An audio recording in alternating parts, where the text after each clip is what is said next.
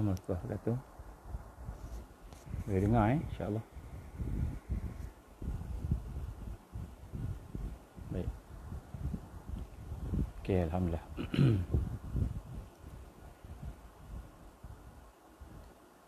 InsyaAllah kita boleh mula dengan Ummul Quran Al-Fatihah. A'udzubillahi minasyaitonirrajim. Bismillahirrahmanirrahim. Alhamdulillahi rabbil alamin. Ar-Rahmanir-Rahim. Maliki yaumiddin. Iyyaka na'budu wa iyyaka nasta'in. Ihdinas siratal mustaqim. Siratal ladzina an'amta 'alaihim ghairil maghdubi 'alaihim waladdallin. Amin. A'udzubillahi samil 'alim minasyaitonirrajim. Bismillahirrahmanirrahim. Innal hamdalillah nahmaduhu wa nasta'inuhu wa nastahdihi wa nastaghfiruh wa na'udzu billahi min shururi anfusina wa min sayyiati a'malina may yahdihillahu fala mudilla lahu wa may yudlil fala hadiya lahu asyhadu an la ilaha illallah wahdahu la syarika lahu wa asyhadu anna muhammadan abduhu wa rasuluh qala rabbi shrah li sadri wa yassir li amri wahlul 'uqdatam min lisani yafqahu qawli rabbi zidni ilman amma ba'd. Assalamualaikum warahmatullahi wabarakatuh. Alhamdulillah, pertama-tama marilah sama-sama kita bersyukur kepada Allah Subhanahu Wa Taala. Dengan keizinan Allah, dengan kasih sayang Allah, kita diberikan kesempatan pada malam ini insya-Allah untuk meneruskan program kita setelah kita tertangguh selama seminggu, dan insya-Allah mudah-mudahan pada malam ini diberikan Allah Subhanahu Wa Taala taufiknya, barakahnya, rahmatnya untuk sama-sama kita cuba memahami beberapa perkara, sama-sama kita cuba menghayati beberapa perkara berkenaan proses suasana dalam hati kita dalam rangka kita ingin mengenal Allah Subhanahu Wa Taala. Jadi kita cuba menyelami apakah yang ada di dalam penulisan-penulisan, di dalam pengajaran-pengajaran oleh tuan-tuan guru kita, para alim ulama kita yang sebelum ini telah pun menyambung risalah Rasulullah sallallahu alaihi wasallam untuk memimpin umat, memimpin manusia kepada kekuatan insya-Allah.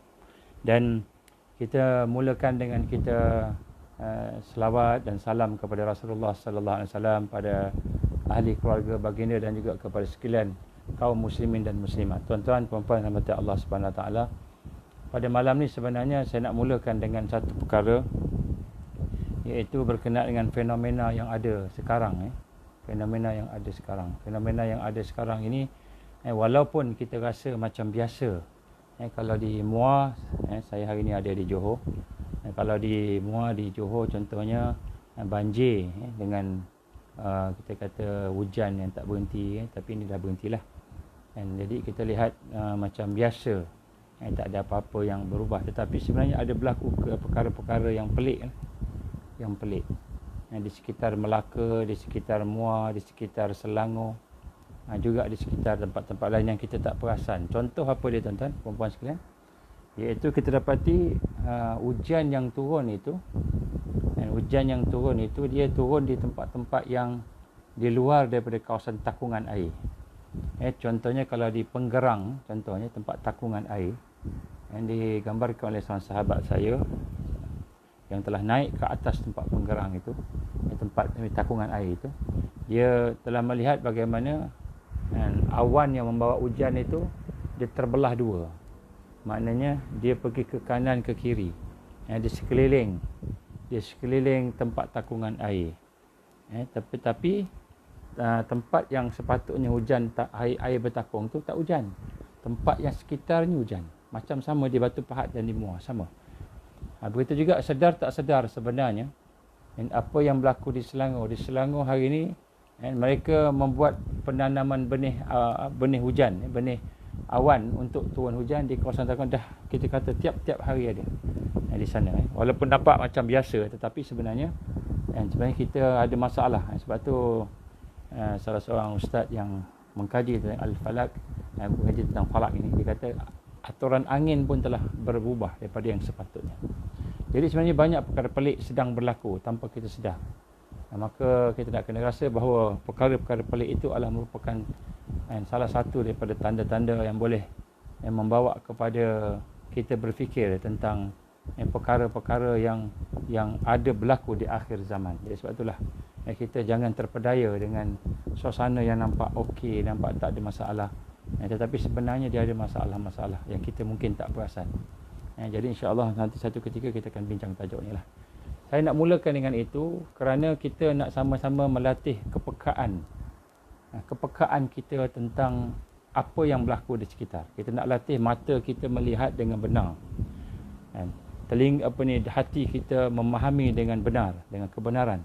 Juga dengan telinga kita mendengar dengan sesuatu yang kebenaran. Jadi kita tidak mahu hanya mengikut arus yang ada di sekitar kita menyebabkan kita terpedaya dengan apa yang berlaku. Contohnya tuan-tuan, isu yang sibuk dibincangkan di Malaysia ni contohnya isu kepimpinan.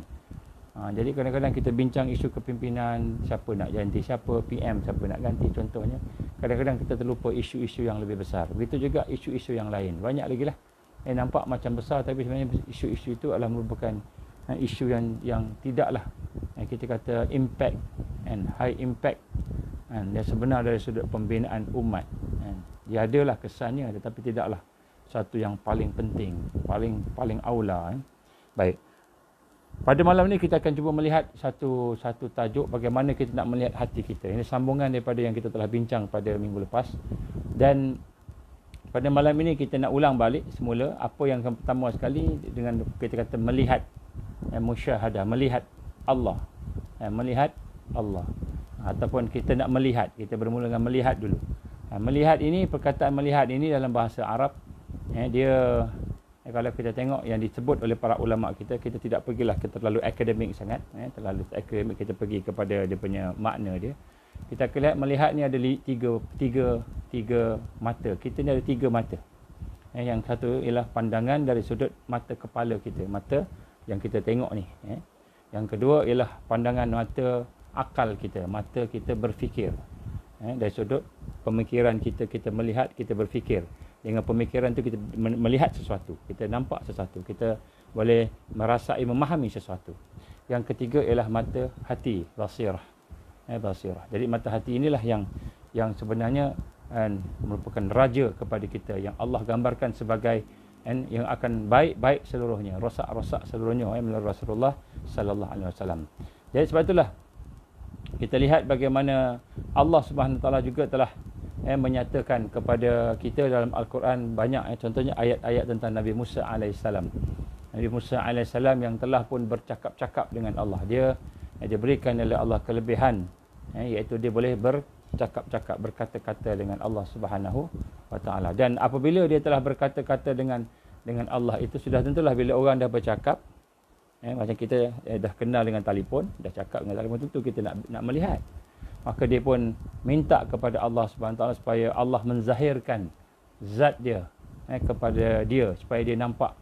Maka Allah gambarkan dalam surah Al-A'raf 143 bagaimana Allah gambarkan Musa berkata, wahai Tuhan, ya Allah, zahirkanlah diri kamu pada aku ingin memandang kamu. Maka Allah berfirman bahawa kamu tidak boleh melihat aku, kamu tak akan boleh melihat aku, kata Allah Subhanahu Wa Taala. Kemudian digambarkan juga di dalam bagaimana kisah ini akhirnya Musa alaihissalam nak juga, maka Allah Taala pun suruh dia pergi ke sebuah gunung, kemudian dipendekkan, kita pun tahu ceritanya, kemudian gunung tu runtuh dan dia pingsan. Nak sebutkan sini tak boleh nak melihat. Itu baru digambarkan cahaya Allah. Dia belum lagi wajah Allah, belum lagi kita kata kekuatan. Sebab kita tak akan mampu nak melihat Allah dengan mata kepala kita. Kita tidak akan mampu untuk mengenal Allah sehingga ke peringkat yang benar-benar macam mana yang kita nampak secara fizikal. Kerana itu satu yang mustahil di atas muka bumi ini. Satu yang mustahil. Dan sebab itulah tuan-tuan puan-puan rahmat Allah SWT, maka kita nak melihat Allah Subhanahu Wa Taala itu yang dimaksudkan bagaimana yang digambarkan oleh Sayyidina Abu Bakar As-Siddiq radhiyallahu anhu. Dia kata apa? Aku melihat Tuhanku. Kata Sayyidina Abu Bakar As-Siddiq radhiyallahu anhu, aku melihat Tuhanku dengan mata Tuhanku.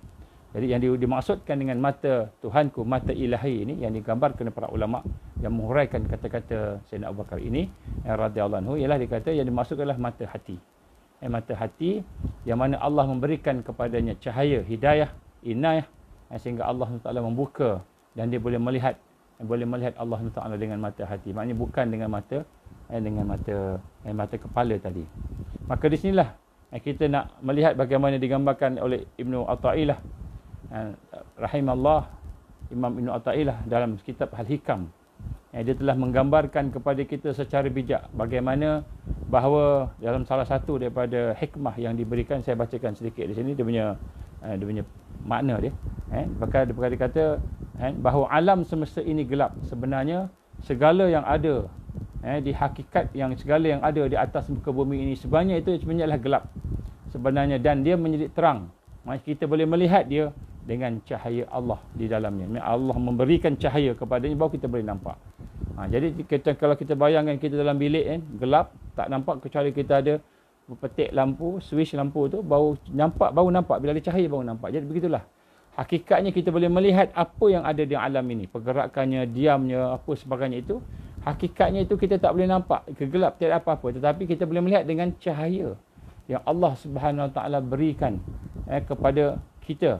Maka bila kita melihat alam ini sebenarnya ialah kita menyaksikan cahaya Allah Subhanahu Wa Taala sebenarnya. Tetapi hakikatnya tapi malangnya kita tak merasai. Kita melihat alam ini, kita tidak melihat cahaya Allah. Kita melihat benda aja, kita melihat dunia aja, kita melihat makhluk aja. Kita melihat gunung, kita melihat diri kita. Kita tidak melihat bagaimana sebenarnya hakikat gunung, diri kita, semua itu telah dicipta oleh Allah Subhanahu Wa Taala. Inilah perkara yang sebenarnya menghantui kebanyakan manusia hari ini, kerana dia hanya melihat dengan menggunakan mata kepala dia tidak menggunakan mata hati dia. Dan sedangkan cahaya Allah itu benar-benar wujud dan tertutup dengan dunia yang ada di depannya. Bukanlah nak mengatakan bahawa dunia ni boleh menghijab Allah atau dunia ni lebih hebat daripada Allah. Sebab kalau kita kata dunia ni lebih besar daripada Allah, maka dia menghijab Allah tu salah. Sebab tidak ada sesuatu yang boleh menghijab Allah Subhanahu Wa Taala. Tetapi apa yang berlaku di sini ialah apabila kita mata hati kita itu buta, mata hati kita itu rosak, sakit, maka kita tak boleh melihat Allah Subhanahu. Saya bagi satu contoh. Contoh, katakanlah kita melihat satu kereta, sebuah kereta yang baru, yang moden, kereta nasional. Katakanlah kalau dulu ada Proton, ada Pro 2 dan sebagainya. Katakanlah ada sebuah kereta yang terbaru, termoden. Mungkin kereta itu, mungkin katalah Proton tu dia bergabung dengan Porsche, katakan contoh. Maka kereta Porsche, keretanya serba moden, serba mewah, yang paling canggih, yang paling maju, yang terbaru. Dia punya nak masuk pun kita menggunakan face detector, contohnya mengecam muka, wajah ataupun mengecam suara dan sebagainya. Contohnya. Jadi, dan bila kita melihat kereta tersebut, contohnya, bila kita melihat kereta yang baru tadi, sama ada daripada Proton ke, Porsche ke sebagainya, kita kagum. Kita kagum dengan kereta tersebut. Kita kagum dengan kecanggihan dia, kehebatan yang ada pada kereta tersebut. Inilah kekaguman kita, kehairanan kita, takjub kita kepada kereta yang hebat itu. Itulah digambarkan sebagai zulumat, kegelapan dunia. Kegelapan dunia.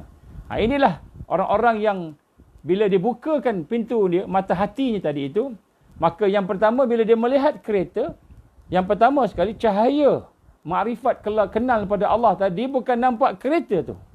Walaupun hakikat dia nampak dari sudut mata ni nampak kereta, tetapi dia melihat sesuatu yang lebih besar daripada kereta, itu melihat sifat jamal Allah Subhanahu Wa Taala. Sifat Allah yang maha indah, Allah yang maha hebat, Allah yang maha mulia. Yang sepatutnya bila kita melihat kereta tadi itu, kereta yang baru nak beli ni, mungkin kita tengok orang pakai kereta Porsche contohnya, Lamborghini ke apa, kereta yang hebat-hebat ni. Kita melihat kereta tersebut, maka orang yang mengenal Allah tadi, yang boleh melihat cahaya Allah, yang dibukakan pintu cahaya tadi, maka yang dikagumi bukan kereta tersebut. Yang dikagumi ialah Allah Subhanahu Wa Taala. Yang disanjung Allah, yang dipuji Allah. Yang dipuja Allah. Kerana apa? Kerana Allah Subhanahu Wa Taala telah mengizinkan dengan kudrahnya, dengan iradahnya, dengan ilmunya, dengan sifat-sifatnya yang maha agung untuk menjadikan dan mengizinkan kereta itu berada di atas muka bumi ini. Dan kita merasai bahawa kereta itu satu yang baik bagi kita. Mungkin kita nampak wah mewahnya, wah hebatnya, wah kita kata modernnya, kita kata satu yang baik. Tetapi rupanya yang moden, yang hebat, yang kita kagumi itu sebenarnya ialah cahayanya, hakikatnya daripada Allah. Inilah orang-orang yang mata hatinya terbuka, maka dia akan melihat sifat jamal Allah Subhanahu wa ta'ala. Kita tak rasa pun daripada Allah. Kereta tu, kita nampak kereta ni, wah hebatnya, canggihnya. Kita rasa kereta tu satu kereta yang kita kagumi, yang kita puji Tuhan punyanya. Mungkin kadang-kadang kita melihat contohnya ada orang bagi hadiah kat kita. Katalah kereta yang terbaru, kereta yang termoden, yang paling canggih, yang paling mewah, yang paling mahal. Tiba-tiba kita dapat hadiah. Kita pergi mana-mana, tiba-tiba kita ada pertandingan ke apa, pilihan ke, kontes apa, kita isi nama, tiba-tiba kita dapat. Maka bila kereta yang hebat tadi kita dapat, baru kita rasa, oh ini daripada Allah. Kita sebut Alhamdulillah. Baru kita rasa, ini rezeki Allah bagi kat kita. Rezeki Allah bagi kat kita. Sedangkan sebenarnya hakikatnya, walaupun kereta itu bukan kereta kita. Contohnya rumah yang hebat, istana yang hebat, yang diberikan oleh Allah kepada manusia untuk tinggal di dalamnya, duduk di dalamnya. Maka kita lihat bagaimana manusia terlupa. Tengok istana, nampak istana je. Tengok istana, nampak sultan je. Nampak kekayaan dia je. Nampak kehebatan. Terlupa bahawa istana itu hakikatnya Allah Subhanahu Wa Taala yang menjadikan, yang mengizinkan dengan kudrah, iradah, dengan ilmunya, dengan sifat-sifatnya yang kita kata yang maha agung, maha sempurna. Maka sebab itu tuan-tuan dan puan-puan Allah, ini adalah perkara yang pertama sebagai mukadimah kita nak tengok sini. Bagaimana kita hari ini tertipu dengan suasana yang ada di hadapan kita. Dan mata hati kita masih tertutup. Kita masih lagi tidak melihat jamal Allah, sifat Allah yang maha indah, yang maha kuat, yang maha hebat. Sehingga akhirnya apa yang berlaku, kita terus berada di atas muka bumi ini dalam keadaan yang tidak mengenal Allah. Tidak melihat kekuasaan Allah. Tidak boleh memahami, merasai af'al Allah, perbuatan Allah, sifat Allah. Tidak boleh merasai asma, nama Allah yang maha agung. Akhirnya macam mana kita nak mengenali zat dia yang maha rahsia, maha tersembunyi. Ya, sebab itulah tuan-tuan rahmatullah, Allah Taala melalui Rasulullah sallallahu alaihi wasallam telah menggambarkan kepada kita bagaimana apabila Rasul sallallahu alaihi wasallam telah ditanya oleh Jibril alaihissalam, fa akhbirni anil ihsan. Maka ditanya oleh Jibril yang datang menyerupai manusia, bertanya kepada Rasulullah sallallahu alaihi wasallam, hadisnya panjang, saya ambil sikit, dia kata, kabarkan kepada aku tentang ihsan. Maka Rasulullah sallallahu alaihi wasallam pun bersabda, anta'budallah ka'annaka tarah fa in lam takun tarahu wa lam yarak fa innahu yarak. Atau kama Rasulullah sallallahu alaihi wasallam. Ini hadis Imam Muslim. Bagaimana kata Rasul sallallahu alaihi wasallam, anta'budallah ka'annaka tarah. Kamu beribadah, kamu hidup di atas muka bumi ini. Kamu beribadah kepada Allah Subhanahu Wa Taala dan seolah-olah ka'annaka, seolah-olah kamu melihat Allah. Fa in lam takun tarahu, maka sekiranya kamu tidak boleh melihat Allah, fa innahu yarak, kamu yakinlah, kamu rasalah bahawa Allah melihat kamu. Dan di sinilah bila Rasul sallallahu alaihi wasallam menyatakan yang pertama sekali, kamu menyaksikan Allah, kamu melihat Allah. Maka digambarkan ini ka'annaka tara, seolah-olah, seakan-akan kamu melihat Allah. Kenapa? Kerana kita tak boleh nak melihat Allah dengan hakikat yang sebenar, tetapi kita boleh merasai, memahami akan sifat-sifat dia, af'al dia, perbuatan dia, sifat dia, nama-nama dia. Bila kita boleh mengenal, mengesan, merasai akan sifat-sifat tersebut, insya-Allah kita akan mula mengenal Allah Subhanahu Wa Taala. Ini perkara-perkara yang sebenarnya telah dihijab oleh Allah kepada majoriti orang Islam pada hari ini. Sehingga kan sampai orang Islam tu tidak merasai bahawa dia seorang mukmin, seorang Islam sebagaimana yang sepatutnya untuk tunduk kepada Allah. Dia boleh ambil perkara-perkara yang lain dalam hidup dia. Oleh sebab itulah kita nak menggambarkan bahawa yang dikatakan melihat Allah, menyaksikan Allah Subhanahu Wa Taala itu, Rasulullah sallallahu alaihi wasallam menggunakan perkataan ka'annaka tadi, seakan-akan, seolah-olah tadi, bahawa nak menunjukkan kepada kita bahawa Rasulullah sallallahu alaihi wasallam menyatakan bahawa kekuatan kita ialah kita hendak mendekati Allah, mengenal Allah, mendekati Allah. Dan maksud mendekati Allah, taqarrub pada Allah, nak kenal Allah tadi itu dengan kita mengenali perbuatannya, sifat-sifatnya, asma'nya, nama-namanya, dan kita mengenal tadi dengan kesedaran jiwa kita. Dengan kesedaran jiwa. Kita tak boleh nak tengok dengan mata kepala, tak mampu. Kita angin pun kita tak boleh nak nampak. Tapi kita boleh rasa angin ada. Kan? Bila angin datang bertiup kat kita, kita rasa sejuk. Kan? Kita boleh rasa, tapi kita tak boleh nampak. Jadi begitulah hakikatnya Allah Subhanahu Wa Taala. Bila kita gambarkan tadi nak mengenal Allah, hati nak berjalan menuju kepada Allah, maka yang dimasukkan tadi adalah kesedaran. Kesedaran, pengalaman-pengalaman kita, perasaan-perasaan kita untuk merasai Allah Subhanahu Wa Taala itu, sifat-sifatnya, namanya, perbuatannya.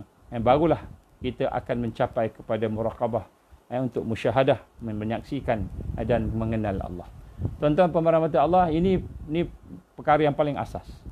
Ya, sebab tu tuan-tuan pemerhati mata Allah, apabila kita tidak mendapat cahaya ini, cahaya daripada Allah, cahaya untuk mengenal Allah ini, maka itulah digambarkan bahawa oleh Imam Ahmad Ibn Atta'ilah rahimallah, dalam kitab Hikam dia kata, apabila Allah SWT menutup seseorang itu daripada cahaya-cahaya tadi, maka hiduplah dia beribadah, hiduplah dia berzikir, hiduplah salat, tapi dia jauh daripada Allah. Jauh daripada Allah. Dan apabila Allah memberikan cahaya tadi kepada kita, maka barulah walaupun kita cuma sebut nama Allah sahaja. Sebut nama Allah. Tapi menyebut nama Allah dengan perasaan, dengan hati, dengan qalb, dan kemudian hati tadi itu pergi kepada roh dan kepada seluruh anggota badan kita, maka nama Allah yang kita sebut dalam hati tadi dengan penuh perasaan, merasai tadi dengan satu kekuatan tadi, maka dia tidak akan hilang sampai bila-bila. Dia akan tersemat di situ. Tersemat di situ. Ini kita akan tengok bagaimana proses untuk kita mendapatkan cahaya Allah Subhanahu Wa Taala ini berjalan, untuk kita mendapatkan pertolongan Allah, mendekati Allah Subhanahu Wa Taala, dan inilah merupakan satu perjuangan. Sebab tu tuan-tuan mata Allah, di hadapan kita ni ada ujian, ada penderitaan, ada kesusahan, ada kesenangan, dan ada kesihatan, kelapangan. Maka di sinilah kita lihat apabila kita menuju kepada Allah Subhanahu Wa Taala dengan ujian senang, ujian mewah, ujian lapang, dengan ujian sihat, dengan ujian yang menderita, sakit, susah, payah, ujian yang membawa kepada masalah, maka semua itu, semua perkara yang berlaku kepada kita itu adalah merupakan sentuhan-sentuhan Allah Subhanahu Wa Taala untuk memproses hamba-hambanya untuk merasai hadratul qudsi, iaitu kehadirannya Allah dalam hidup kita. Apabila kita berhadapan dengan sesuatu perkara, maka apa yang kita berlaku tu sebenarnya ialah satu petunjuk daripada Allah, satu kasih sayang Allah untuk kita merasai kehadiran Allah. Bila kita contohnya, bila kita mendapat kesusahan, kita nak rasai kehadiran Allah dalam kesusahan tersebut. Sebab itulah di sini digambarkan oleh Ibn Atta'ilah rahimahullah, dia menyebutkan ada 6 perkara. Ada 6 perkara dalam hal hubungan antara hamba dengan Allah yang hendak kita fahami, kita hayati dengan perasaan kita, bukan dengan teori. Dengan perasaan. Sebab tu tuan-tuan puan-puan rahmati Allah, malam ni kita nak rasa dalam hati kita, bukan dengan teori. Bukan teori, tapi dengan rasa hati kita, perasaan kita. Sesuatu yang kita nak rasai. Jadi perkara yang saya nak sentuh pada malam ni, dan insya-Allah kalau tak sempat malam besok kita sambung, bukan perkara teori tuan-tuan. Kita melihat apa yang saya sebutkan dengan penuh rendah diri. Sebab tu kita nak minta ke Allah. Apa kita nak minta tuan-tuan? Hidayah dia. Kita nak minta taufik dia. Kita nak minta barakah dan rahmat daripada Allah Subhanahu Wa Taala, supaya perbincangan kita ni benar-benar menyentuh hati kita. Sebab itulah tuan-tuan, kalau ada dosa-dosa kita, kalau ada perkara yang kita kata menghalang kita nak dapat cahaya Allah ini, maka kita istighfar sekarang. Astaghfirullahalazim, astaghfirullahalazim, astaghfirullahalazim. Kita istighfar, kita bertaubat, kita menyesal dengan dosa-dosa kita. Kenapa? Kerana kita bimbang dia akan jadi teori. Jadi walaupun kita berjauh antara kita sama kita ni, jauh. Tetapi sebenarnya apabila kita membuka hati kita, merendahkan hati kita untuk menerima apa yang disebut, yang akan disebut ini, insya-Allah hidayah Allah akan bersama-sama dengan kita, insya-Allah. Baik, ada 6 perkara yang saya sebutkan secara ringkas. Pertama sekali, mufatahah, muwajahah, mujalasah, muhaddasah, musyahadah dan mutala'ah. Jadi ini 6 perkara adalah suasana-suasana yang perlu kita faham dan hayati. Kita teliti kita punya hati, tengok, barulah kita boleh faham bagaimana hakikat suasana hati yang berjalan menuju kepada Allah, yang sedang berjalan menuju kepada Allah. Kalau tidak, kita tak faham ini, kita sebut je, kita ni nak kena beriman dengan Allah, kita nak kena berhubung dengan Allah, kita nak kena kita nak kena berzikir, sembahyang, tapi hati kita, suasana hati kita tak nampak. Maka apabila suasana hati itu tidak berjalan sepatutnya ataupun tidak disentuh dengan sepatutnya, maka pada ketika itu walaupun kita ada ilmu, kita belajar sampai PhD dalam bahagian usuluddin, dalam bahagian akidah, kita belajar dalam talaki dengan ustaz-ustaz, dengan kiai-kiai, dengan tuan guru, kita ikuti kuliah dan ceramah mereka, kita ikuti halakah, program usrah, tapi suasana hati ni kita tidak melihat di dalamnya. Bagaimana keadaan suasana hati itu dalam perjalanan kita menuju kepada Allah Subhanahu Wa Taala? Maka program tarbiyah, program tarbawi tadi, program-program tawiyah tadi yang membawa pengisian tadi tidak akan memberi kesan kepada jiwa kita. Dia tidak akan memberi kesan. Kenapa? Kerana kita tak faham sepatutnya hati kita macam mana untuk nak berjalan menuju kepada Allah Subhanahu Wa Taala. Baik, ini ulama-ulama telah pun mendetailkan dia. Insya-Allah kita cuba memahami sama-sama. Insya-Allah mudah-mudahan Allah berikan kepada kita hidayah dan barakahnya, taufiknya dan rahmatnya, insya-Allah. Yang pertama sekali ialah mufatahah. Mufatahah ini apa maksud dia? Inilah permulaan perjalanan hati untuk berinteraksi dengan Allah. Hanya hati untuk berinteraksi dengan Allah ialah hati itu perlu dibuka kepada Allah. Hati kita ni perlu kita buka kepada Allah. Maknanya kita nak kena rendahkan hati kita kepada kebenaran Allah. Tundukkan hati kita kepada hakikat-hakikat tauhid. Hakikat-hakikat perbuatan Allah, sifat Allah, asma Allah tadi. Hakikat kita nak kenal Allah, hati ini kena tunduk. Macam mana kita nak tundukkan hati kita? Maka permulaan perjalanan hati untuk mengenal Allah ini ialah, maka hamba-hamba itu akan menghadap Allah. Kita nak kena menghadap Allah. Menghadap Allah di atas hamparan remuk rendam diri kita dan munajat kepada Allah Subhanahu Wa Taala. Maknanya kita nak ada satu perasaan dalam hati kita, perasaan memerlukan Allah, perasaan rendah diri pada Allah, perasaan tadarru' dan fakir, kita perlukan Allah, rendah diri pada Allah, perasaan remuk, maknanya perasaan menyesal dengan kelemahan diri kita, menyesal dengan kelalaian kita, perasaan serba hina dan kekurangan. Maka perasaan inilah yang akan menyebabkan hati yang merasai rasa hina, memerlukan Allah tadi, maka hati itu akan bermunajat pada Allah. Tuan-tuan rahmat Allah Ta'ala, masalah nombor 1 kepada manusia, dia tidak melihat Allah dengan hati dia kerana dia hanya melihat diri dia sendiri. Kita hanya nampak diri kita sehingga kita merasakan bahawa kitalah tuan punya diri kita. Kita tuan punya diri kita. Kita rasa yang ada pada kita ni kita punya. Kita tak rasa pun lillahi ma fis samawati wa ma fil ard. Kepunyaan Allah lah segala yang ada di langit, segala yang ada di bumi. Kita tak rasa.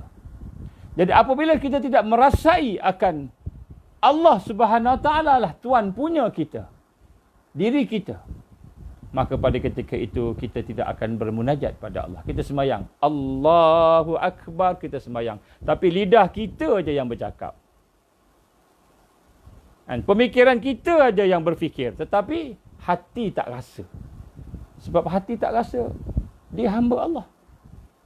Jadi perjalanan hati untuk mengenal Allah ni, berhubung dengan Allah, bermula dengan satu perasaan kehambaan.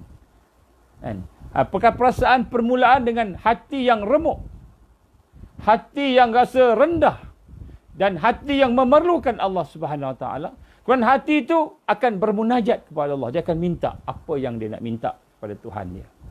Maka daripada situlah permulaannya Allah akan membuka taktabir, membuka tirai, yang mana ketika itulah Allah akan memperlihatkan af'al dia. Allah akan memperlihatkan sifat dia. Allah akan melihatkan nama-nama dia kepada zat dia yang maha agung, maha suci. Kita tidak akan kenal satu itu perbuatan Allah, melainkan hati kita telah rendah merasai. Sebab itulah perkara yang pertama sekali, hati seseorang yang telah duduk dalam tarbiyah, yang telah duduk dalam perjalanan untuk menuju kepada Allah ini, hati dia mesti direndahkan. Direndahkan kepada Allah. Inilah pembukaan, iaitu kita merasai hakikat kelemahan diri kita. Bila kita merasai hakikat kelemahan diri kita, baru kita akan nampak kehebatan Allah. Baru kita akan nampak kehebatan Allah. Baru kita akan nampak keagungan Allah. Dan barulah Allah Subhanahu Wa Taala akan membuka af'alnya kepada kita. Kita melihat, ini perbuatan Allah. Ya Allah, ini perbuatan Kau. Ya Allah. Ya Allah, ini sifat Engkau. Ya Allah. Kita nampak Allah Maha bijaksana. Contohnya kereta tadi kan. Kita kata kereta. Kereta paling canggih depan kita, Porsche. Porsche ke Ferrari ke tak kira lah apa. Kita tengok dengan kagum. Oh, ini mahal ni. Harganya 10 juta. Contohnya. Dengan kecanggihan dia, dengan teknologi dia, dengan macam-macam. Apabila kita tidak merasai keagungan Allah tadi, maka kita tak nampak kereta tu af'al Allah. Kita tak nampak kereta tu daripada sifat Allah. Daripada nama Allah. Kita hanya nampak Porsche, nampak Ferrari. Kita nampak orang kaya, kita nampak dunia. Kita tak nampak Allah. Kenapa? Bila hati tidak ditundukkan pada Allah.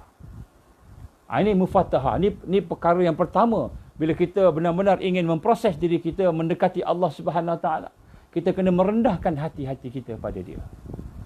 Kita nak buang dah sifat keakuan. Keakuan, aku punya.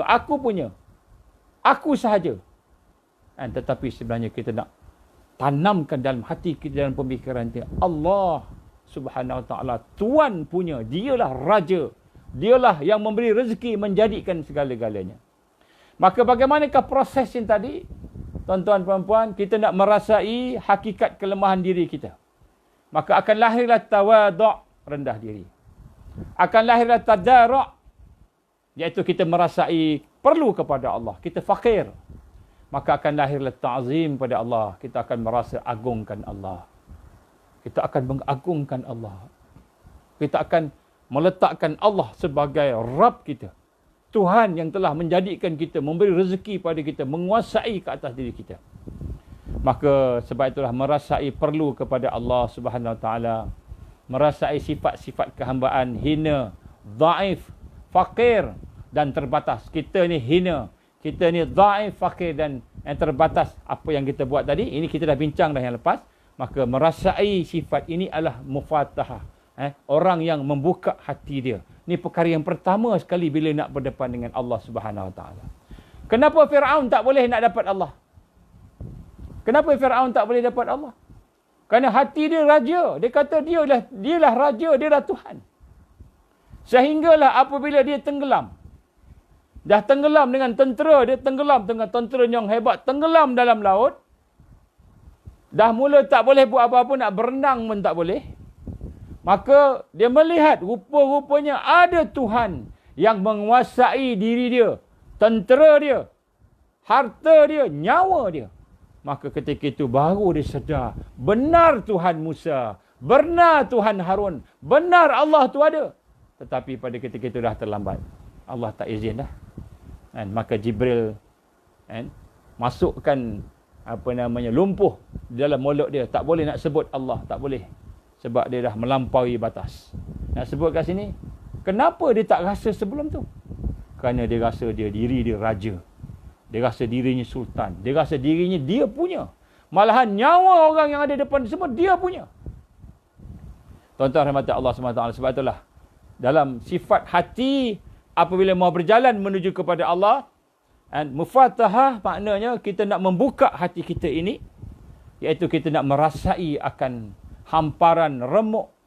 Dan remuk hati kita ni, rendam hati kita ni, jatuh hati ni hina, rendah di hadapan Allah Subhanahu wa taala. Maka ketika itulah tuan-tuan, apakah amal yang pertama bagi mereka yang duduk dalam tarbiyah Islam, bagi mereka yang duduk dalam perjalanan saliki nak menuju kepada Allah, kan? Amal yang pertama ialah menyesali dosa. Menyesali dosa. Menyesali kelemahan kita. Kita memahami diri kita ni lemah. Memahami diri kita ni penuh dengan kehinaan di hadapan Allah. Penuh dengan dosa. Maka kita mula mendekati Allah dengan rasa menyesal. Ya Allah, aku tak kenal Engkau, Ya Allah. Aku tengking-tengking kat Engkau. Aku marah-marah kat Engkau. Aku komplain kat Engkau. Aku buat macam-macam di hadapan Engkau. Dosa, kelalaian, maksiat. Aku buat macam-macam di hadapan Engkau, Ya Allah. Menyesalnya aku, Ya Allah. Jadi, hati yang ada ketundukan begitu, hati yang ada penyesalan begitu, hati inilah baru dia bermula nak berjalan, nak mengenal Allah.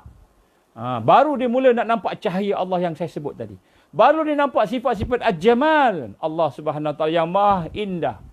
Baru dia nampak sifat Al-Jalal, sifat Allah yang maha agung, yang maha menguasai. Sehingga apabila dia melihat masalah dia tidak melihat masalah, dia melihat yang memberi masalah. Maknanya Allah yang bagi masalah, Allah yang bagi ujian. Maka dia pun patah balik kepada Allah. Dia pun kata, Ya Allah, Ya Allah, aku lemah, aku lemah. Ini hati yang boleh bermunajat kepada Allah Subhanahu Wa Taala apabila dia mula direndahkan kepada Allah. Sebab itu tuan-tuan dan puan-puan Allah, syarat pertama nak duduk dalam tarbiyah Islam, nak duduk dalam proses untuk kita meningkatkan diri kita ialah at-tawadhu' wa tadar' kepada Allah Subhanahu Wa Taala. Kita nak rendahkan diri kita dengan kebenaran Allah. Bila dia daripada Quran, daripada hadis, benda tu benar, benda tu daripada Allah, maka walaupun kita tak suka, walaupun bertentangan dengan kita, hajat kita, wa iyazbillah min zalik, bertentangan dengan Quran dan hadis tadi, sunnah tadi, maka kita ikut, kita tunduk. Kerana inilah tanda hati, tanda hati yang berjalan menuju kepada Allah. Barulah Allah akan buka. Kita baru nampak, ini perbuatan Allah, ini af'al Allah. Baru kita nampak contohnya. Bila kita keluar daripada rumah, nampak pokok.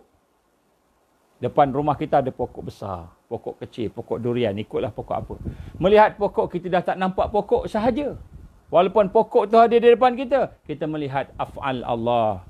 Kita melihat sifat Allah. Ini Allah ni. Sifat Allah apa contohnya? Sifat Allah kan. Allah ni qudrah, Allah ni maha berkuasa. Allah dia yang kudrat Allah lah, kuasa Allah lah yang menjadikan pokok ni. Kita melihat iradat Allah. Kita melihat kehendak Allah lah menjadikan pokok macam gini. Kita melihat hayah Allah ni yang maha menghidupkan. Kita melihatkan sifat-sifat Allah yang lain. Barulah kita nampak apabila hati kita mula kita rendahkan. Ini adalah perkara pertama tuan-tuan dan puan-puan. Orang yang mendapat hidayah Allah Subhanahu Wa Taala, suasana hatinya penuh dengan kerendahan diri. Maka ketika itulah dia akan berjalan menuju kepada Allah dengan penuh penyesalan ke atas kelemahan dia, dosa dia.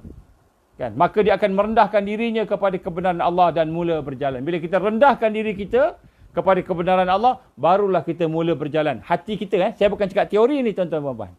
Saya bukan cakap teori ni. Saya bukan cakap sekadar kita nak fikir-fikir, tak. Kita nak rasa. Hari ini kita rasa tak rendah diri pada Allah Subhanahu Wa Taala. Hari ini kita rasa tak perlukan Allah. Hari ini kita rasa tak kelemahan kita, kehinaan kita rasa tak? Kalau tidak ada lagi perasaan lemah, hina, kita rasa dhaif di hadapan Allah, rasa fakir di hadapan Allah, maka hati yang tidak merasai akan hakikat itu, dia belum lagi membuka hati dia untuk berjalan menuju kepada Allah. Maka dia berzikir, maka dia sembahyang, maka dia berdakwah, dia berjuang, dia berdakwah untuk diri dia sendiri. Dia berzikir untuk diri dia sendiri. Mungkin dia baca zikir, tapi zikirnya sekadar untuk dia dapat sesuatu dunia. Contohnya nak kebal. Dia baca supaya dia kebal. Dia baca supaya dia handsome. Dapat dunia, bukan nak dekat Allah. Ini tuan-tuan. Baca surah Yusuf tiap-tiap malam supaya anak cantik macam Shah Rukh Khan ataupun macam Kajol. Kalau katakan orang India, Bollywood. Macam itulah hero-hero ni. Kalau dia minat Aaron Aziz, macam Aaron Aziz lah contohnya. Baca surah Yusuf tiap-tiap hari supaya anak kandungan dia. Bukan kerana Allah Subhanahu Wa Taala. Walaupun tak salah nak doa supaya cantik anak, tak salah tuan-tuan. Tapi bukan kerana itu. Tetapi bila hati kita tidak ditundukkan pada Allah, tidak merasai syu'ur abd, syu'ur kita ni hamba Allah, maka kita tidak akan duduk di dalam proses yang sebenar. Dan bila kita tidak duduk dalam proses itu, maka apa yang akan berlaku? Kita sebenarnya walaupun berada dalam program tarbiyah, duduk ceramah, kita buat ceramah, kita dakwah, kita dengar dakwah, kita ikut program, dan kita tidak mendekati Allah. Hati kita masih lagi jauh daripada Allah. Itu yang menyebabkan kita kata cahaya Allah Subhanahu Wa Taala tidak meresap, tidak masuk dalam hati kita. Allah tak izinkan. Kenapa? Kerana hati dia masih lagi tidak mahu jadi hamba Allah. Hati dia masih nak jadi hamba diri sendiri. Ini nombor satu. Maka duduk dalam proses tarbiyah, duduk dalam proses membentuk diri, mengislah diri dia, melaksanakan mu'alajah al-uyub, barulah dia boleh nak melaksanakan proses merawat keaiban-keaiban dia. Barulah dia melakukan proses taubat. Barulah dia rasa nikmat duduk dalam tarbiyah. Duduk dalam program tarbiyah, dia rasa nikmat, seronok. Seronok. Dia rasa satu kepuasan bila dapat bertaubat. Walaupun dia rasa sedih, tapi dia puas, hati dia puas. Kerana dia telah meminta ampun kepada Allah Subhanahu Wa Taala. Jadi pada peringkat ini, mufatahah ini, pada peringkat hati mahu mula-mula nak membuka hati kepada Allah tadi, maka apa yang kita takuti? Apakah yang ditakuti oleh mereka yang duduk dalam perasaan, dalam peringkat ini, hati dia? Yang ditakut ialah dosa zahir dan dosa batin. Dosa zahir dan dosa batin. Kerana ia akan menutup cahaya untuk dia menuju kepada Allah. Jadi perkara yang pertama, orang yang bermula berjalan menuju kepada Allah ini, untuk membina hubungan dengan Allah ni, ta'alu billah tadi, hubungan dengan Allah yang kuat tadi, sehingga boleh berlaku innas salati wa nusuki wa mahyaya wa mamati lillahi rabbil alamin, sehingga jadi ayat itu, ikrar itu sebagai kehidupan kita, ialah apabila dia akan mula membimbang dengan dosa dia.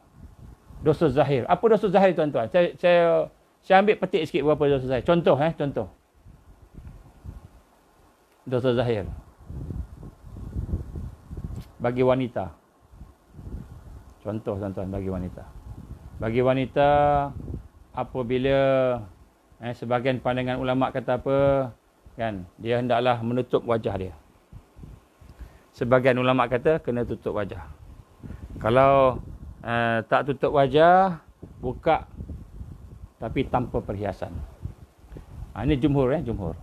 Baik. Jadi kalau kita tak tutup wajah kita, tiba-tiba kita pakai rincu lah, pakai apa, menarik hati orang-orang yang ajnabi, yang asing, laki-laki contohnya.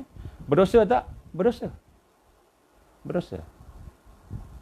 Tapi ini dosa kecil digambarkan oleh para ulama kita. Dosa kecil maknanya kita ambil sembahyang, insya-Allah hilang, tapi berdosa. Ni kadang-kadang kita tak perasan. Tapi dosa ni bila kita ambil untuk dosa yang di muka ni, dia jadi Allah digugurkan. Ini dosa kecil lah. Contoh lagi dosa apa? Di kepala ni. Kita ambil wuduk kan? Contoh. Dosa bila kita menyapu kepala. Maka apakah dosa yang ada di kepala? Contohnya para ulama kita menggambarkan antaranya dosa apa? Akal kita, otak kita ni berfikir untuk benda-benda yang haram. Berfikir untuk benda yang haram. Contohnya, seorang laki-laki berfikir untuk bersama dengan seorang perempuan yang bukan isteri dia. Berfikir je. Itu digambarkan dosa. Dosa. Ini termasuk dalam dosa juga. Jadi, bila kita ambil sembahyang, kita sapu kepala kita, dengan kita bertaubat kepada Allah, maka kata Rasul, gugurlah dosa-dosa kecil. Ini antara dosa-dosa kecil. Tapi dosa. Nak sebut sini. Ataupun dosa apa tuan-tuan? Kepala kita ni, geleng-geleng kepala, angguk-angguk kepala. Tapi niat dia apa? Menghina orang depan kita.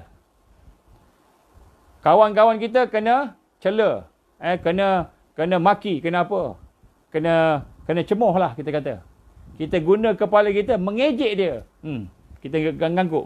Betul. Engkau memang macam itu. Betul. Kepala kita ni. Mengangguk je, tak cakap pun. Mengangguk. Maknanya kita menganggukkan kepala kita dalam rangka nak hina kawan, sahabat kita. Dosa tak? Dosa. Dosa tak? Dosa. Kita nak kira dosa ni banyak tuan-tuan. Dosa kecil, dosa besar. Jadi orang yang dalam berjalan menuju Allah ni, yang dah memulakan membuka pintu hati dia, rendahkan hati dia, rendahkan diri dia untuk dia nak sama-sama membawa semua yang ada pada dia kepada Allah, maka perkara yang ditakut ialah dosa. Kerana dosa akan menutup cahaya tadi, maka dia akan sentiasa bertaubat, sentiasa minta ampun pada Allah, sentiasa dalam keadaan menyesal, sentiasa dalam keadaan bermunajat. Ini hati yang pertama sekali nak hubung dengan Allah, dia rasa kelemahan dia. Dia rasa kelemahan dia. Kan? Dia rasa kelemahan dia. Jadi sebut dosa ni banyak tuan-tuan. Ini belum lagi masuk dosa-dosa hati. Dosa hati seperti apa? Seperti kita dengki dengan seseorang. Dengki dengan seseorang tu dosa tuan-tuan. Ini tak termasuk lagi ujub, riak, takbur. Dosa hati. Hati pula. Kan? Jadi orang yang berada di peringkat permulaan untuk berjumpa dengan Allah ini, menuju kepada Allah ini, mengenali Allah ini, perkara yang dibimbing adalah dosa dia. Sebab itulah perkara yang pertama sekali yang dia sensitif pada peringkat pertama ini, hati tadi, ialah dia amat sensitif dengan dosa dia. Maka dia berhati-hati, sentiasa berhati-hati supaya dia tidak melakukan dosa-dosa di hadapan Allah. Maka berhati-hatilah digambarkan pada at-taqwa. Maka dia pun meningkatkan takwa dia. Jadi antara contoh dosa-dosa yang lain, tuan-tuan, saya sebut dosa ni untuk yang pertama ni sebab kita nak kena melihat kelemahan diri kita. Bukan maknanya kita ni ahli neraka, bukan begitu tuan-tuan. Banyak dosa ahli neraka, bukan. Nak sebut ni perkara yang menghalang kita untuk kenal Allah. Nombor satu ni dosa kita. Kerana hati yang tidak menyesali dosa dan kelemahan dia, hati itu namanya hati yang ujub. Hati yang rasa dirinya okey daripada orang lain. Maka ini adalah hati yang berdosa. Maka antara dosa yang paling kita lakukan, contoh tuan-tuan, tarkul amri bil ma'ruf wan nahi anil munkar. Dosa meninggalkan amar ma'ruf nahi munkar. Ini saya tujukan kepada para ustaz, para ulama kita. Mereka yang memegang jawatan. Saya minta maaf, tak kira siapa-siapa. Yang bergelar mufti, yang bergelar qadi, yang bergelar, yang ada jawatan, penasihat agama dan sebagainya. Ketahuilah, apabila kita berdiam diri dengan dosa-dosa yang dilakukan oleh kepimpinan, tak nasihat pun, bukan kita kata suruh skandalkan dia, maknanya suruh dedah-dedah, tak, nasihatkan dengan jujur, dengan ikhlas kepada kepimpinan-kepimpinan yang ada di Malaysia ni. Cakap dengan pelan-pelan, tuanku, ataupun yang mulia, ataupun yang amat berhormat, daripada Islam, hadis yang begini. Saya minta maaf menyinggung, tapi inilah yang saya nak sampaikan. Maka dosa yang pertama sekali ialah meninggalkan amal ma'ruf nahi munkar. Sedangkan kita tahu kita kena buat. Hanya kerana nak menjaga jawatan dan pangkat, maka kita sanggup melakukan dosa di hadapan Allah. Sedangkan Allah lebih besar, hebat, maha besar, maha agung berbandingkan dengan orang lain. Ini satu perkara yang pertama, tuan-tuan. Begitu juga orang yang memegang tampuk kepimpinan.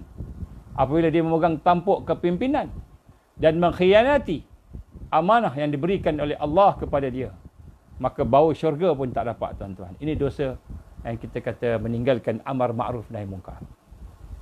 Kenapa kita meninggalkan amar ma'ruf nahi munkar? Kerana nombor satu, kerana kita tak ada ilmu. Kita tak tahu itu dosa. Sebab tu kita kena belajar. Kemudian yang kedua, ada ilmu tahu, tapi kita tak perasan, lalai. Kita rasa tak apa, tak payah cakap, tak apa. Kalau aku cakap, aku kena, tak cakap, aku okey. Tuan-tuan dan puan-puan rahmati Allah, dosa, bila kita tidak perasan, maka dosa itu akan membawa kepada dosa yang lain. Iaitu bila kita biarkan perkara yang kita nampak dosa, maka kita akan masuk pada kategori orang yang reda dengan maksiat. Orang yang reda dengan maksiat. Dan reda dengan maksiat ini lebih parah daripada meninggalkan amar ma'ruf nahi munkar. Kita tak buat amar ma'ruf nahi munkar, menyeru kepada kebaikan, mencegah kemungkaran, tak buat. Kan? Dosa tu dosa dah. Tapi dosa redha dengan maksiat.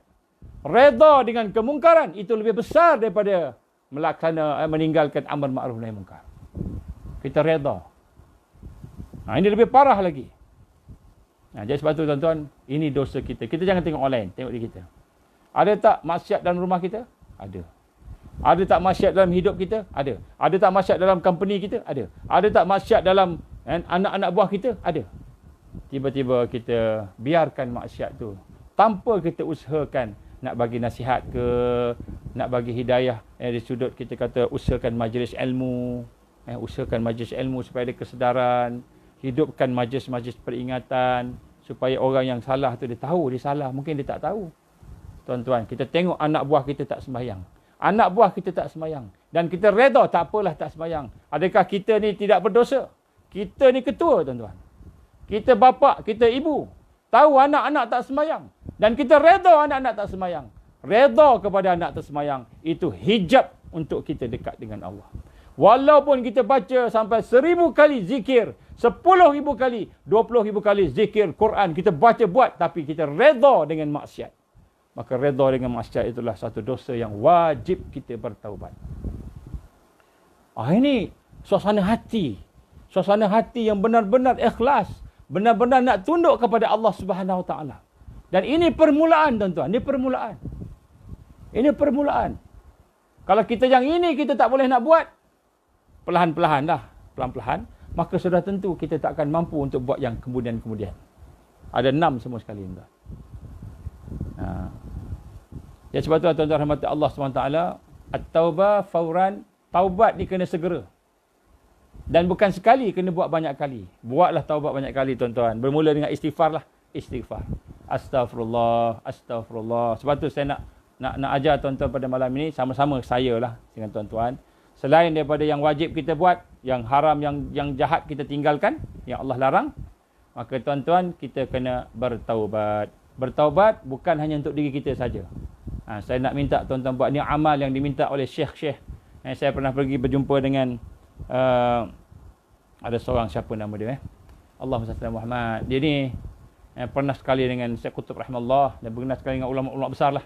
Dia kata apa? Dia kata antara perkara yang penting di dalam kita bertaubat, kita minta juga ampun untuk umat Islam. Allahumma ighfirli walil mu'minin wal mu'minat walil muslimin wal muslimat al ahya'i minhum wal amwat.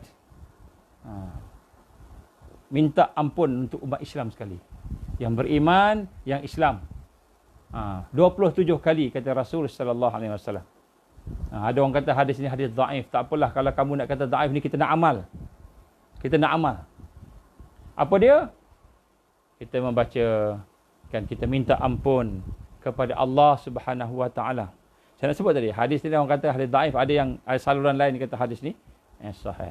Saya sebut kat sini, kita minta ampun. Allahumma ighfirli, ya Allah ampunkanlah aku, walil mu'minin wal mu'minat, dan juga orang-orang yang beriman, laki-laki dan perempuan. Walil muslimin wal muslimat, dan orang-orang yang Islam, laki-laki dan perempuan. Kalau kita nak sambung lagi, al-ahya'i minhum wal amwat, yang hidup dan yang mati. Bila sebut muslimin muslimat tu, jangan kita ingat manusia je, sekali dengan jin-jin sekali, jin Islam. Minta Allah ampunkan dosa-dosa mereka.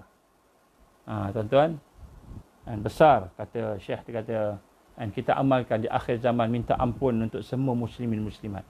Pada masa yang sama, kalau kita ada dendam, dengki, marah dengan orang-orang lain, kawan-kawan kita, saudara kita, suami, isteri kita, anak-anak kita, kita ada dendam, dengki, bila kita minta ampun pada Allah, kita hapuskan dendam, dengki kita.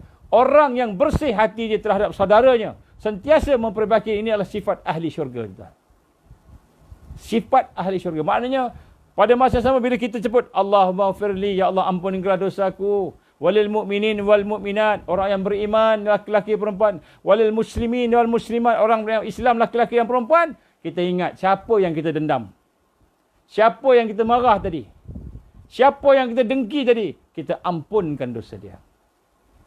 Kita serahkan pada Allah, ya Allah aku ampunkan dosa dia, ya Allah. Tuan-tuan, bila tuan-tuan buat macam ini, tuan-tuan, pengalaman tuan-tuan guru kita menangis. Ini yang istighfar jadi menangis. Kenapa menangis?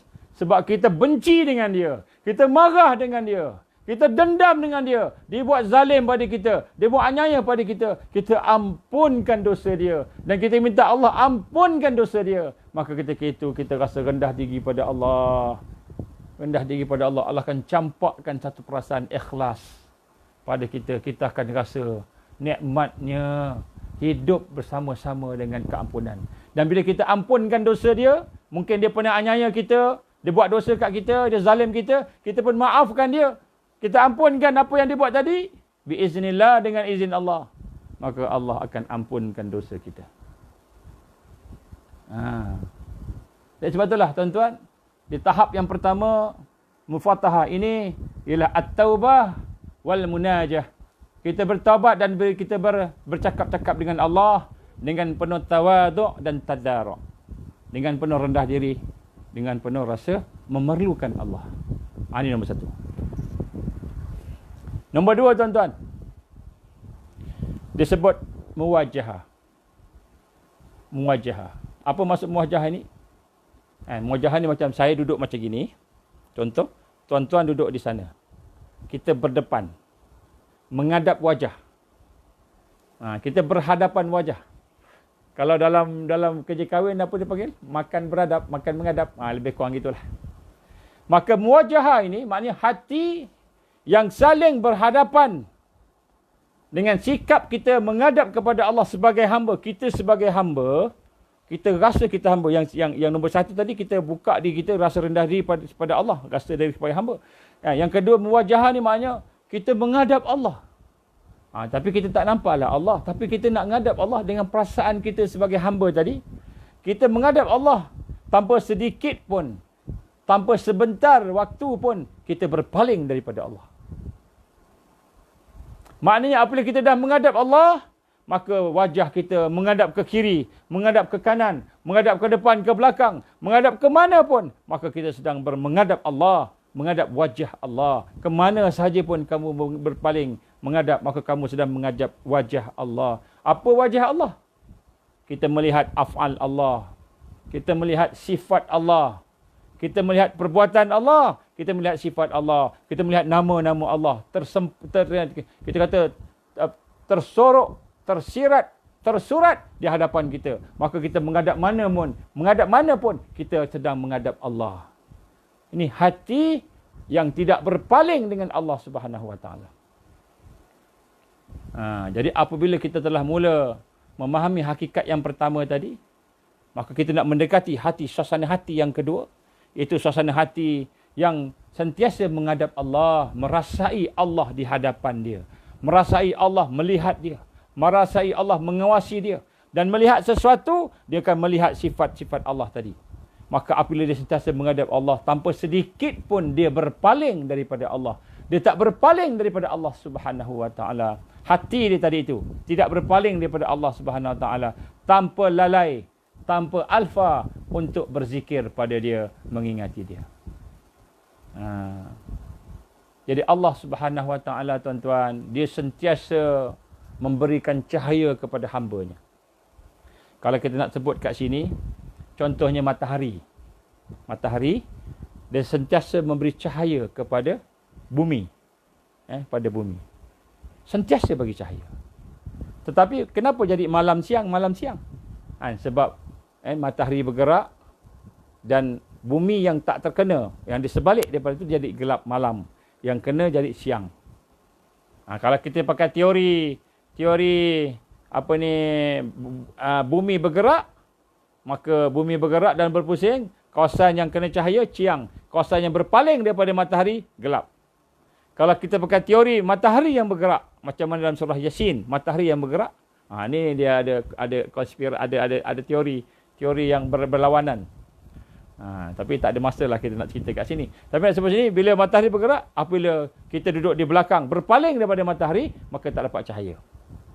Maka mereka, hati-hati, jiwa-jiwa yang berjalan menuju kepada Allah, maka bila dia mengetahui akan hakikat, kebesaran, kehebatan, keagungan Allah, maka dia dah tak berpaling daripada Allah. Dia menghadap ke kiri, dia melihat af'al Allah, perbuatan Allah. Dia melihat sifat Allah. Dia melihat asma Allah, nama-nama Allah. Kan? Dia tengok kiri, dia nampak batu. Batu duduk diam-diam macam itu. Dia tengok ini sifat Allah, kudrat Allah, iradat Allah, ilmu Allah, hayat Allah. Sama' basar Allah, ini sifat-sifat Allah. Nama-nama Allah, Ar-Rahman, Ar-Rahim. Ada pada batu. Ada pada batu. Maka pada ketika itu, dia melihat sana, dia nampak Allah. Dia melihat sana, dia nampak Allah. Dia melihat sekitar. Maka hati tidak berpaling daripada Allah. Ini dia memerlukan masa, tuan-tuan. Saya cakap ni. Tetapi ini hakikat hati yang dah mula mengenal Allah tadi. Maka dia akan melihat. Dia akan sentiasa berhadapan dengan Allah Subhanahu Wa Taala. Maka akan berlaku peningkatan kepekaan dalam akal dia. Akal dia akan berfikir tentang kewujudan Allah, kekuasaan Allah. Akal dia boleh berfikir. Bila dia tengok gunung, dia tak nampak gunung sahaja. Dia tak nampak hutan. Wah, hutan ni boleh buat duit ni. Kalau tebang hutan, pokok balak. Dia tak nampak duit lagi dah. Walaupun boleh buat pokok balak. Dia orang perabot contohnya. Dia melihat hutan. Dia melihat bagaimana Allah mencipta hutan. Kehebatan Allah mencipta hutan. Dia sentiasa menghadap wajah dia kepada Allah Subhanahu Wa Taala. Jadi bukan semayang aja. Bukan waktu semayang aja menghadap Allah. Segalanya. Ini hakikat hati. Hati yang sentiasa hidup kepadanya. Maka meningkatlah akal dia, meningkatlah kepekaan dan kemampuan dia berfikir. Dan dia memulakan diri dia untuk menghayati ibadah-ibadah. Jadi ibadah, bila dia takbir Allahu Akbar, dia bukan sekadar solat takbir macam itu je. Tapi dia sedang menghadap Allah.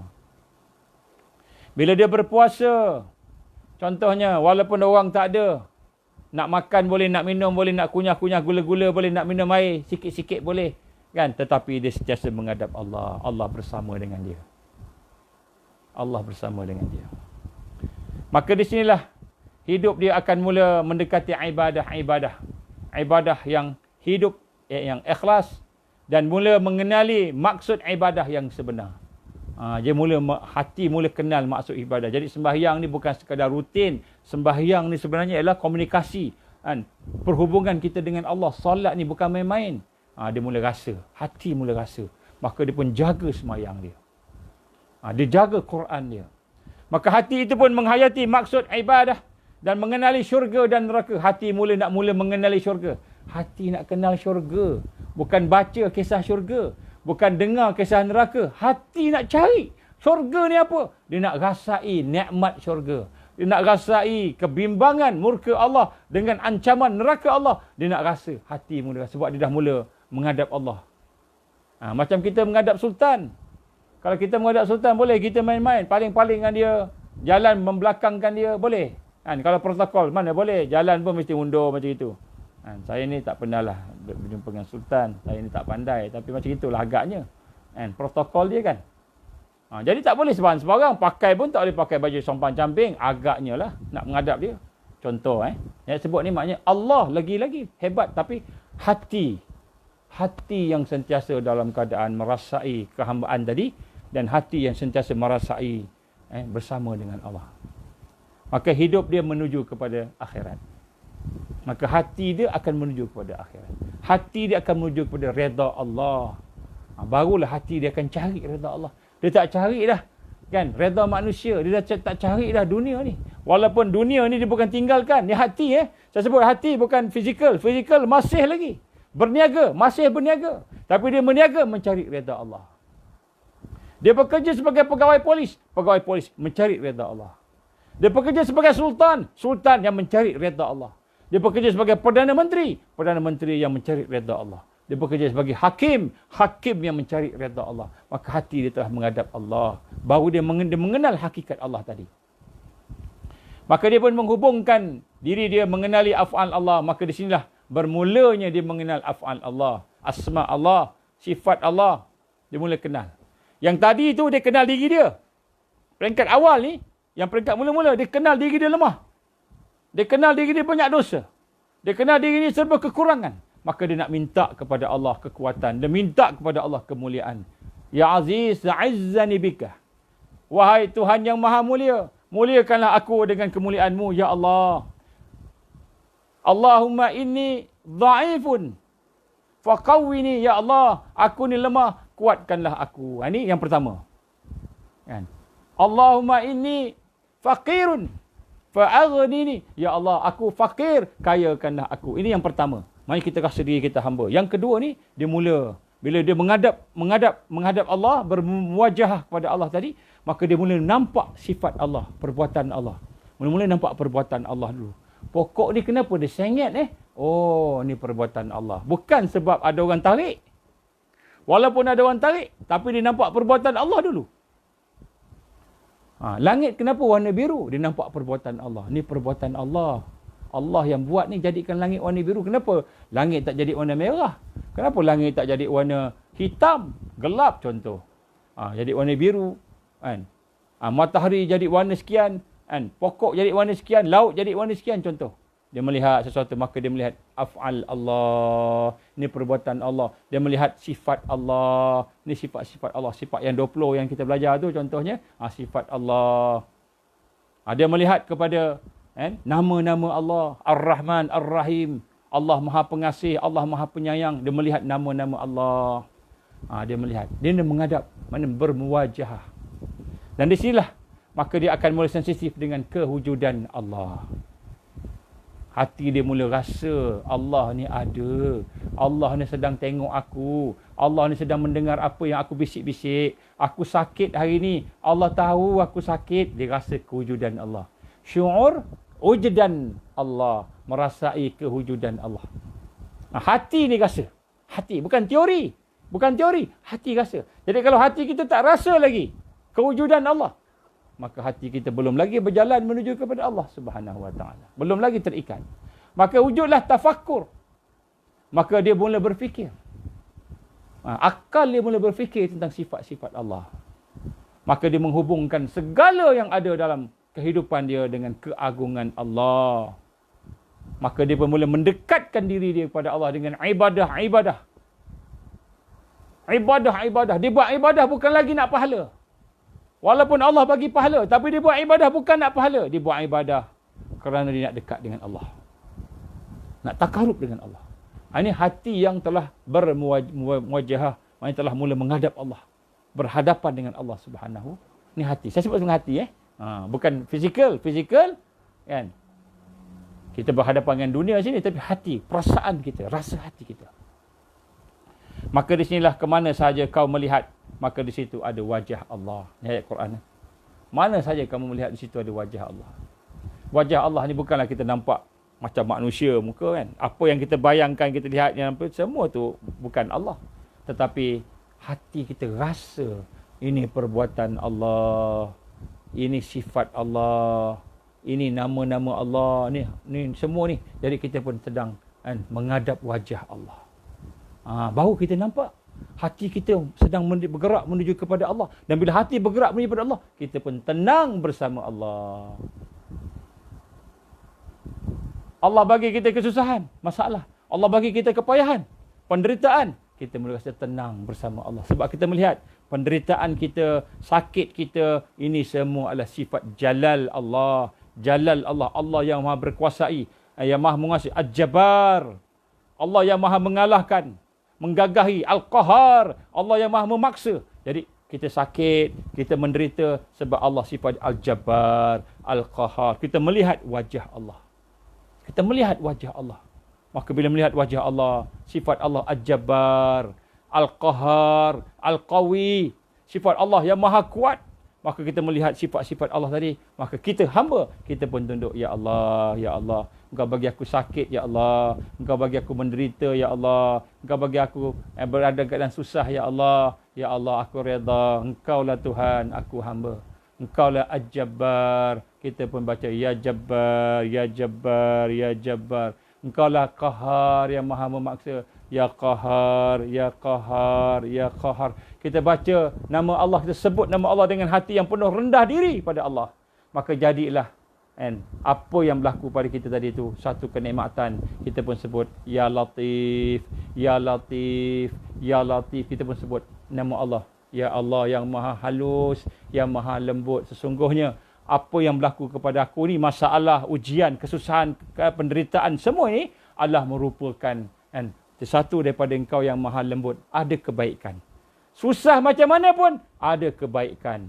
Al-Latif, Allah Maha Halus, ada kebaikan. Allah Maha Lembut, ada kebaikan kepada kita. Ada hikmah yang besar. Maka kita pun baik sangka dengan Allah.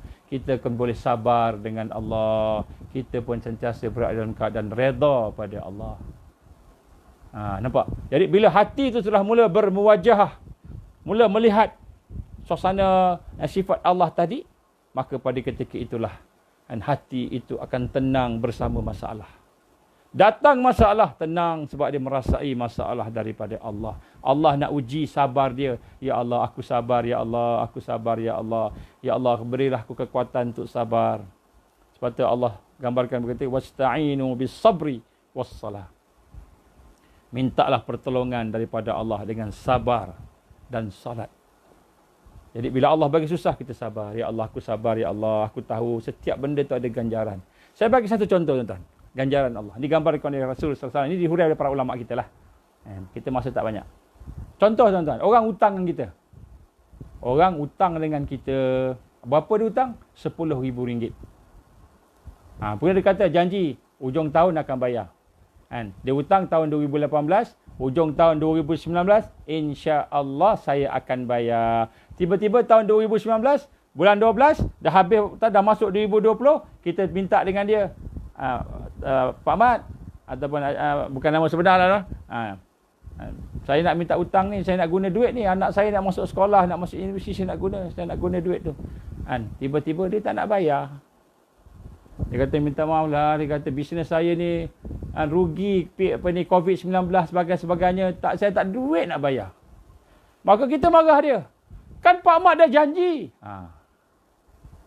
Pak Mat tu jujur, dia bukan menipu. Memang betul, cumanya memang tak boleh nak bayar.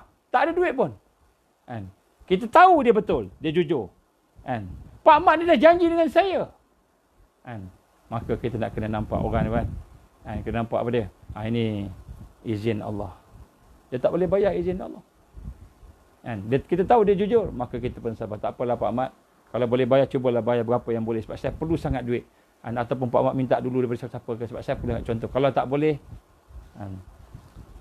saya mohon permudah daripada Allah. Tuan-tuan tahu apa kata ulama-ulama menghuraikan hadis Nabi. Kita bagi dia hutang, katakan dia tak bayar bulan 12, katakan sampai 12 tak bayar bulan 12. Maka Rasul gambarkan melalui huraian para ulama kita, dia kata apa? Maka seolah-olah kita sedekah 10,000 setiap hari. Katalah dia tak bayar tahun 2019 patutnya bayar. Dia bayar tahun 2020, hujung tahun baru dia bayar. Maka sepanjang hari itu digambarkan pahalanya seolah-olah kita bersedekah sebanyak mana hutang kita pada dia. Kalau hutang dia 10,000 kita sedekah. Tiap-tiap hari 10,000. Maknanya ada tak rezeki? Ada rezeki. Allah akan bagi rezeki. Sebab itulah digambar pada kita. Jangan kita rasa setiap masalah, setiap perkara yang berlaku tu tidak ada Al-Latif. Sifat Allah Al-Latif. Sifat Allah Al-Latif. Maha halus, maha lembut. Kita sabar. Sabar kita tu Allah akan ganti dengan yang lebih baik. Pak Mat tadi tak boleh nak bayar duit. Kita tahu dia jujur, dia tak tipu, memang tak boleh bayar. Kita pun bersabar, tak apalah Pak Mat, nak buat macam mana, Pak Mat pun tak boleh nak bayar. Kan, saya terpaksa cari tempat lain lah. Kita susahlah nak cari tempat lain. Kita bersusah tu, Allah akan ganti. Allah akan ganti. Lainlah kalau dia tak nak bayar, itu lain cerita. Tapi masih lagi, dia tak nak bayar, masih lagi. Kan? Kita hilang tak 20,000 tu? Sebab kita niat, sebab tu nak kena betul-betul niat kita. Kita tolong dia kerana Allah. Jangan tolong dia kerana dunia. Kalau kita tolong dia kerana dunia, tak dapat. Allah tak bagi apa-apa. Betulkan niat. Siapa yang pinjam duit kat orang yang tak bayar ni? Ya Allah, saksikanlah ya Allah, aku ubah niat aku minta ya Allah, kau beri kekuatan pada aku supaya aku ikhlaskan hati aku. Aku tolong dia kerana-Mu ya Allah, aku tolong padamu. Kita pujuk hati kita dan sungguh Allah akan bagi. Allah Maha Kaya. Mungkin Allah SWT tangguhkan hutang kita 10,000 orang pinjam tak pulang. Tetapi Allah bagi yang lain pula. Tiba-tiba bisnes kita makin membesar. Bisnes kita makin untung. Tiba-tiba kita sepatutnya sakit, kita sihat, tak sakit-sakit. Sepanjang tahun 2019 sampai 2020, sepanjang tahun, pening kepala pun tidak. Sikit pun tak sakit. Kita pun heran, selalunya ada juga aku darah tinggi, kencing manis, ada juga sakit. Tiba-tiba sepanjang tahun tak sakit. Rupa-rupanya kita redha dengan kehendak Allah Subhanahu Wa Taala. Allah bagi kita. Tu sekarang kita tak perasan. Inilah apabila seseorang hati telah mula muwajah, telah mula menghadapkan jiwa dia kepada Allah, maka pada ketika itu baru dia akan nampak setiap sesuatu itu adalah daripada Allah. Setiap sesuatu itu lahir daripada kekuatan-kekuatan dia. Dia duduk sebagai hamba, Allah sebagai Tuhan. Baik, apa yang ditakuti? Orang yang hatinya bermuwajahah pada Allah, apa yang dibimbang? Apa yang takut? Kalau yang tadi tu takut dosa. Takut buat dosa. Yang kedua ini tuan-tuan, dia bimbang, dia takut apabila dia tertipu dengan dunia. Dia melihat dunia, dia terpikat dengan dunia. Maka dia tak cari dah redha Allah, cari redha dunia. Dia bimbang, dia tertipu dengan dunia. Ghurur. Dia tertipu dengan dunia, tertipu dengan nafsu dia. Dia terpedaya. Dan yang paling ditakut sekali ialah lalai. Walaqad zara'na li jahannam katsiran minal jinni wal insa. Lahum qulubun la yafqahuna biha wa lahum a'yunun la yubsiruna biha wa lahum azanun la yasma'una biha ulaika kal an'am bal hum adall. Ulaika humul ghafilun. Dia penuhkan neraka jahanam di kalangan jin manusia. Jin dan manusia. Yang ada mata, yang ada hati tak boleh faham, yang ada mata tak boleh melihat, yang ada pendengaran tak boleh mendengar. Mereka bagaikan binatang ternakan, bahkan lebih sesat. Mereka itulah orang yang lalai. Dan sebutkan sini, orang yang hatinya sedang merasai nikmat bermuwajahah dengan Allah, menghadap Allah, sentiasa melihat, maka yang paling ditakut ialah lalai. Paling ditakut ialah lalai. Maka dia pun melatih diri dia untuk sentiasa dalam keadaan berfikir dan berzikir. Berfikir dan berzikir. InsyaAllah tuan-tuan rahmat Allah, kalau ada kesempatan kita akan sambung esok malam. Esok malam kalau ada kesempatan, doalah supaya sempat. Saya ada di Johor sekarang, insyaAllah saya akan ke KL. Mudah-mudahan sempat. InsyaAllah tuan-tuan. Dan mudah-mudahan hati kita semak balik semula. Ada dua sifat yang saya sebut tadi. Yang pertama sekali lah mufatahah hati kita rasai kelemahan diri kita bertaubat pada Allah, kita rasa syuur, perasaan hamba, syuur abd. Dan kita rasa lemah diri kita, rasa daif diri kita, dan kemudian kita pun mula bertaubat, kita pun mula sensitif dengan dosa kita. Kemudian kita pun mula bermunajat pada Allah, minta tolong, ya Allah, mata aku ni tak boleh nak tunduk dengan haram. Tolonglah ya Allah, tolonglah ya Allah. Telinga aku ni tak boleh tinggalkan yang haram. Tolonglah ya Allah. Kita bimbang, takut dengan dosa. Ini nombor satu. Maka kita pun sentiasa bertaubat, bersihkan diri kita, islah diri kita. Itu tanda hati yang berjalan menuju kepada Allah. Jadi kalau hati kita tidak mahu meninggalkan benda yang Allah tak suka ni, walaupun kita semayang, puasa, walaupun kita buat macam-macam, sebenarnya kita bukan menuju kepada Allah. Kita menuju kepada yang lain. Ghairallah wa iyazbillah min zalik. Yang kedua ialah muwajahah, kita menghadap Allah Subhanahu Wa Taala, hati kita menghadap Allah. Sehingga hati kita ini berada dalam keadaan sentiasa teringat Allah, berzikir dengan Allah. Hati kita merasa mula mengenal Allah. Mula mengenal Allah, af'al Allah, perbuatan Allah, sifat-sifat Allah yang Maha Pengasih, Maha Penyayang. Maka kita melihat segala sesuatu yang ada di hadapan kita ni, kan, sama ada masalah, sama ada nikmat, semua tu kita nampak di belakangnya. Hakikatnya, sebenarnya adalah Allah Subhanahu Wa Taala yang mendatangkannya, yang memberikannya dengan Al-Latif, sifatnya yang maha halus, Ar-Rahman, Ar-Rahim, sifatnya yang maha pemurah, maha pengasih. Maka kita pun boleh tenang bersama Allah. Ini suasana hati. Jadi sebab tu kita kena tengok balik.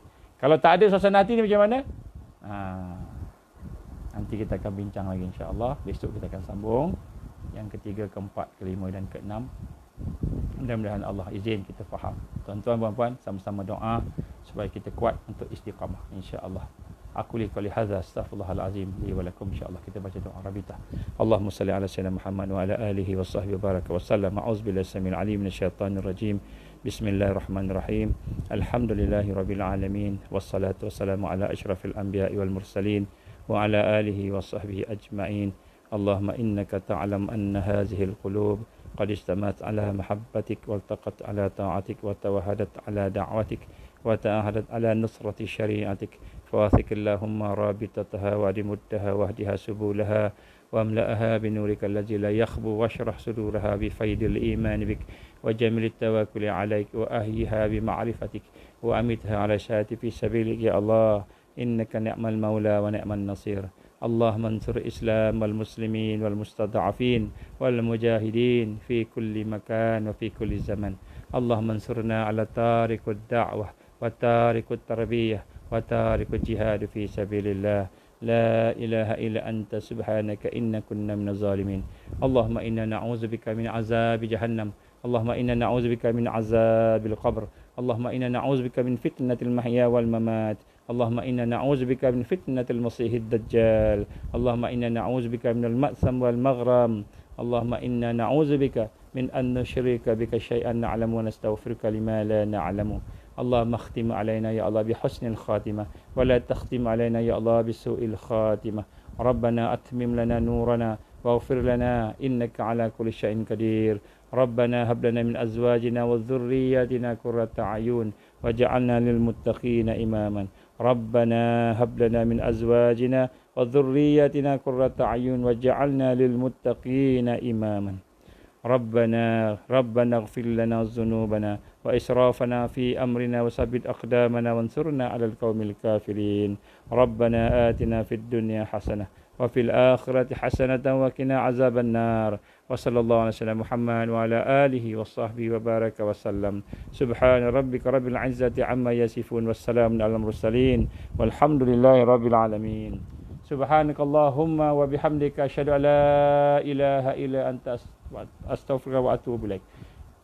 بسم الله الرحمن الرحيم والعصر إن الإنسان لفي خسر إلا الذين آمنوا وعملوا الصالحات watawasau bil haqqi watawasau bis sabr. Tuan-tuan puan-puan minta tolong sebar-sebarkan. Mudah-mudahan kita akan dapat barakah daripada sharing kita, share pada kawan-kawan kita insya-Allah. Assalamualaikum warahmatullahi wabarakatuh.